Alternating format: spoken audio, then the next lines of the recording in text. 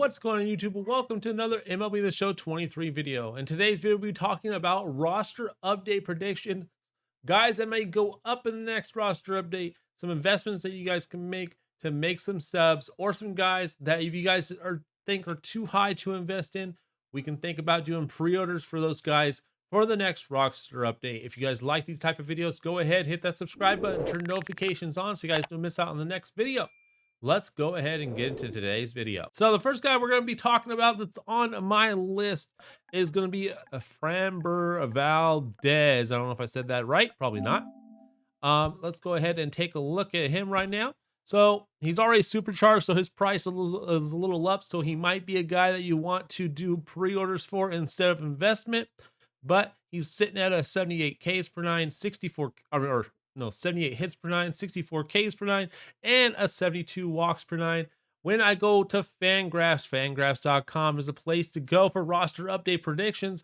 If we take a look at his log and what he's been doing, he is going to be, let's see, he's got 10.38 Ks per 9 and a 1.38 walks per 9 over since the last roster update.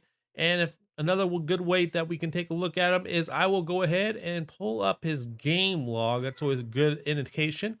So the 15th, on the 15th, he pitched, he allowed 7 hits, 4 earned runs, but earned runs doesn't really matter. 1 home run, 2 walks, and 8 strikeouts in 4 innings. So it was a short outing because he gave up a lot of those runs and he gave up 7 hits. So it hits per 9, probably not going to really go up right there according to that game, but he had an 18.0 Ks per 9 in that game because he only pitched 4 innings and he struck out 8.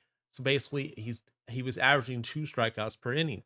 In the next game, he pitched 9 innings, 4 hits allowed in 9 innings, and no earned runs, no walks, and 7 strikeouts. So he got a 7 K per 9 over that span, and then 0 walks per 9 over that game right there. And that's what nets him the stats I just told you guys, the 10.38 Ks per 9 and the 1.38 walks per 9, which I think will be entitled for at least a walks per 9 and Ks per 9 upgrade. At the very least, I think he can get like something a little close, maybe a +1 to his overall, to an 84 overall.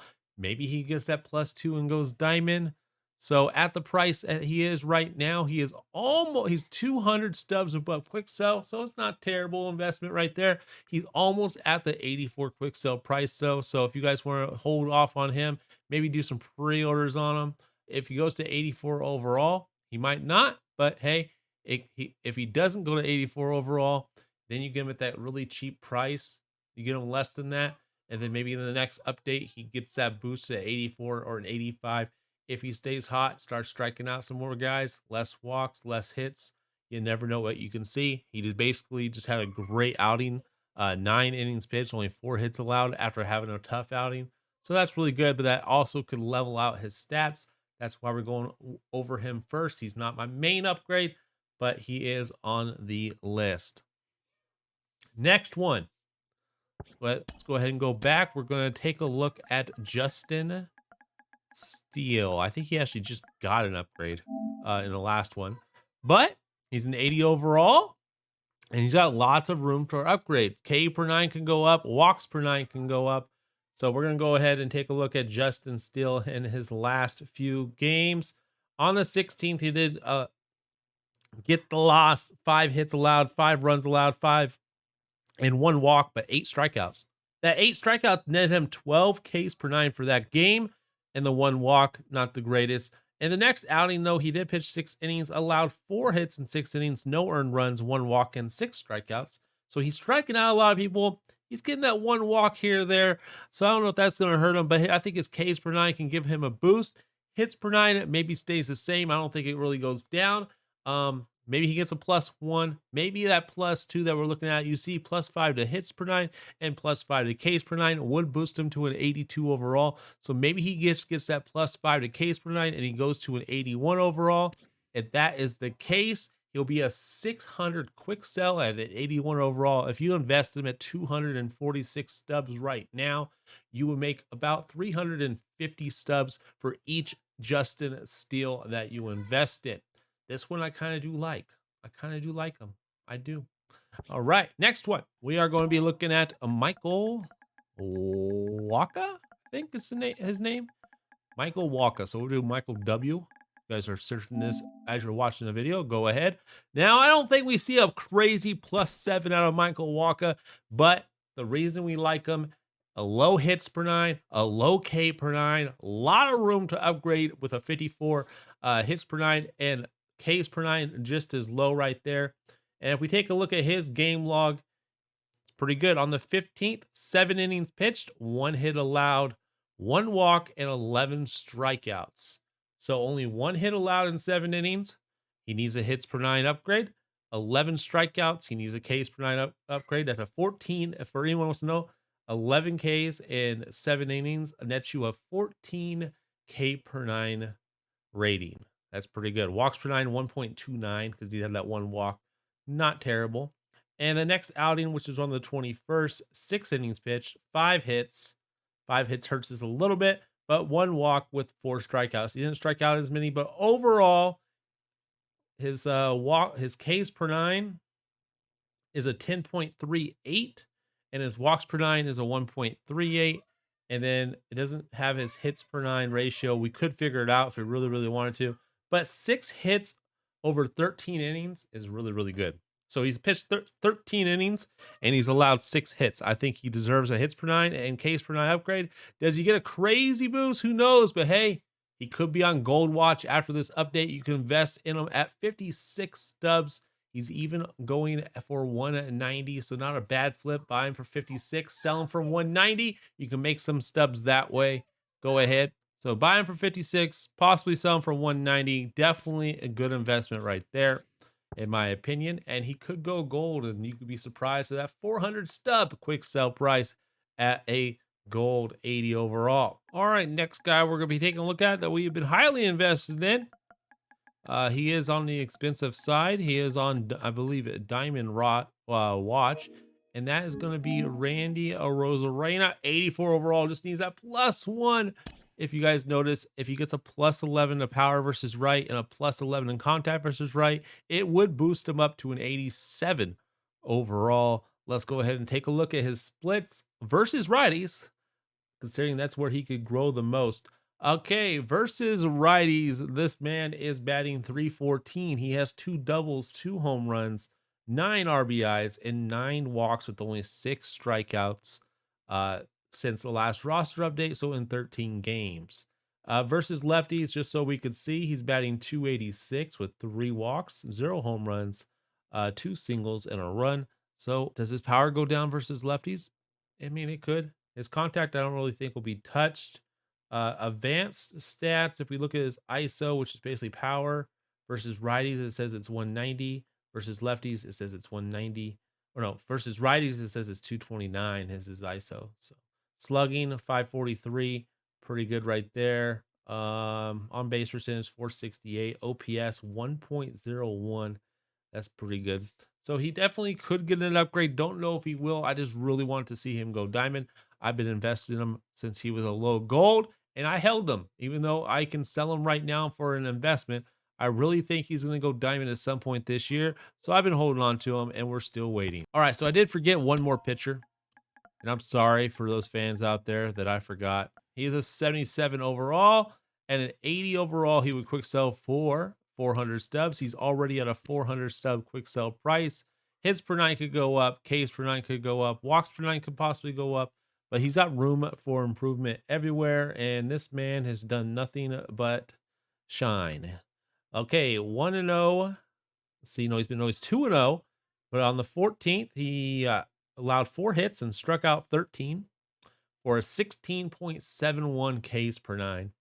And on the 20th, he pitched 6 innings, allowed 3 hits, which is not terrible, allowed 2 runs, which was probably because of a home run, but struck out 8, which is a 12 Ks per 9.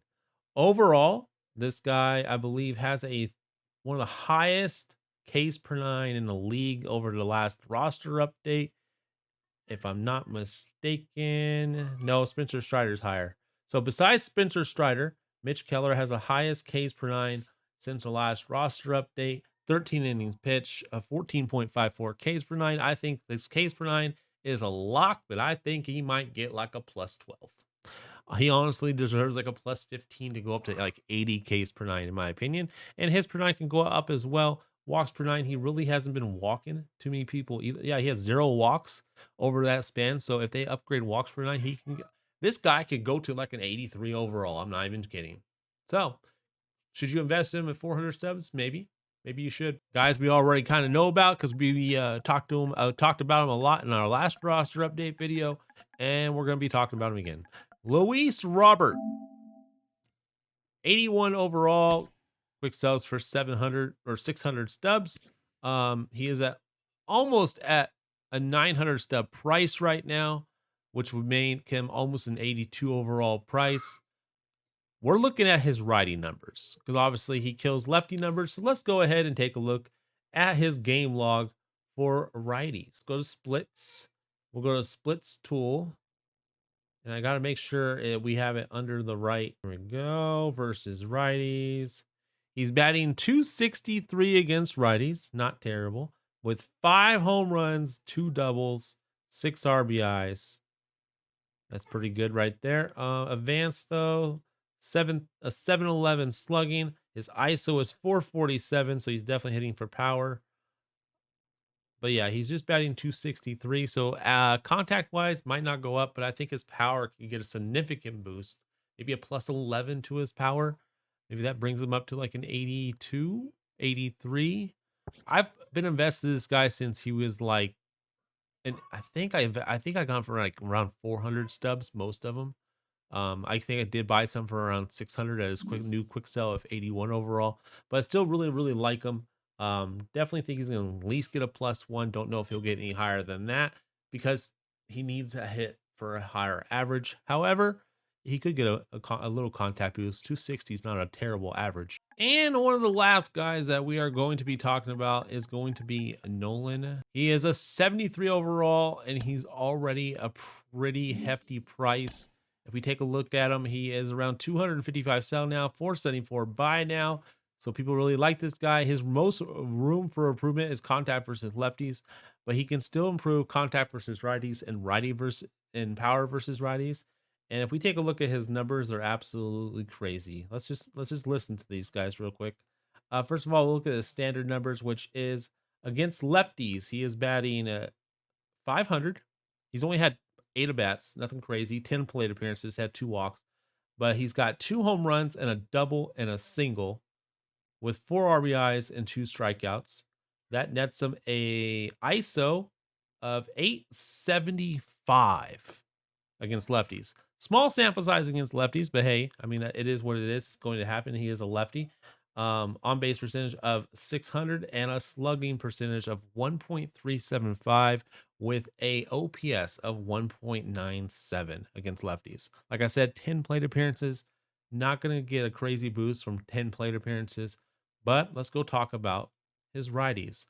43 plate appearances. He's got 3 home runs, 4 doubles, 12 RBIs, 6 walks, and 12 strikeouts, and 1 stolen base. He batting 378, still has an ISO of 351 with a slugging percentage of 730 and an OPS of 1.195.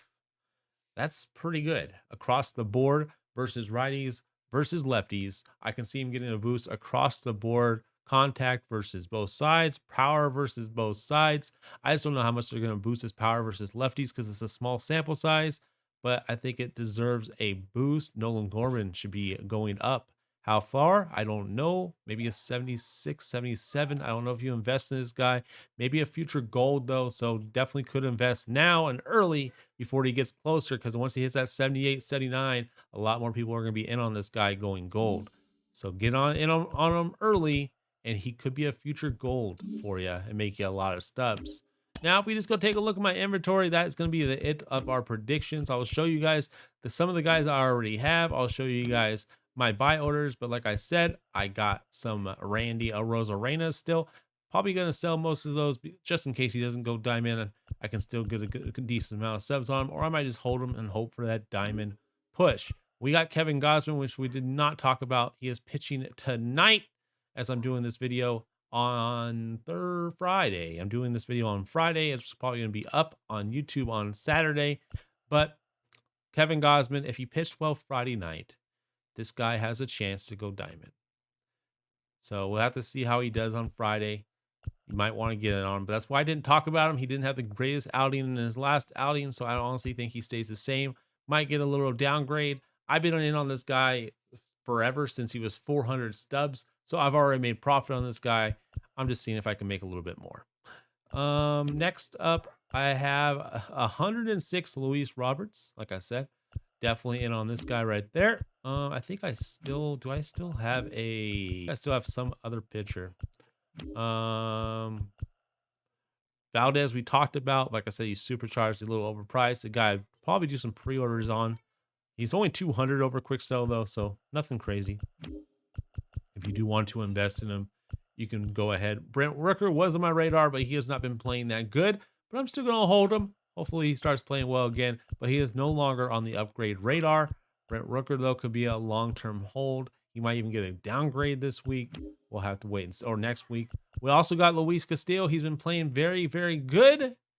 I just don't know if he's going to get an upgrade, but if he does, we did get him at quick sell. I don't think he's going to get a downgrade, and that's why I invested in a diamond. If you can get a diamond player that you just know they're not going to downgrade, that he's been playing very, very well, and he's no risk, he's at quick sell price, buy him up. I bought this car for 4,500 stubs. If he doesn't go up, I can just quick sell it back for 4,500 stubs. But if he goes up, I can quick sell it for the new price. You know, kind of a low risk but high reward type of investment on a diamond player. Otherwise, I don't really invest in diamonds too much. Adolis Garcia, I still have pre-orders in for him. Corey Seager, we didn't talk about too much because he hasn't been playing the greatest, but I did get on this guy very, very early. So I still got in on him around 600 stubs. So as long as he doesn't get downgraded, he's still a long-term investment. I do like Corey Seager just because he came out of injury and he was playing hot. He's just had a few bad games. I think he had a game he went over 4 with 4 strikeouts. That's definitely going to hurt him right there. But long-term, I think he's going to be fine. Get in the mix more, get some more reps. And I think he's going to be a diamond at some point this year. What else? Oh, yeah, Yolis Gurriel. Didn't talk about him yet. Really haven't looked too much into him. I just know that I really want him to go gold. We got him around, I think, 130 stubs. So he's already profit. Just haven't heard a lot of things about him. Haven't seen a lot of things with him going on. So I don't think he's going to get upgraded too much. So I might start selling some of these off. A lot of people think he might go gold though. I mean, let's see. He's playing up right now. So a +8 to contact and a +8 to power would have him go gold. So he doesn't need a huge boost to go gold. So maybe he does go gold. We get lucky on that one. So if you guys want to invest on that one, you can. But I invested when he was super, super cheap. So I don't expect you guys to invest in him now as his price has changed. Take a look at some of my pre-orders still. We got Yoshida still in there. Don't know if we'll ever get him. Hopefully get him before the next roster update, or maybe not. Maybe he goes down a little bit and then we get him and then we still make a profit, just not that big of a profit. We got some Adolis Garcia still in there. Nathan Eovaldi still in there. And I think that's about it.